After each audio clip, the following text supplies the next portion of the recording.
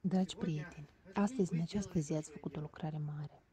Noi suntem doar niște mâini, dar mulțumită faptului că dumneavoastră în aceste mâini ați pus aceste medicamente, această insulină pe care astăzi putem să dăm ajutor oamenilor care din cauza războiului sunt în mare necaz.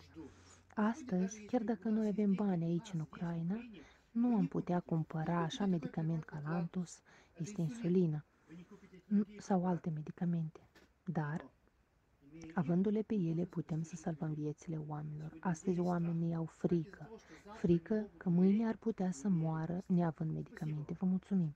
Vă mulțumim că prelungiți viețile oamenilor. Vă mulțumim că în momentele grele, ca niște vecini buni, ați ajutat oamenilor.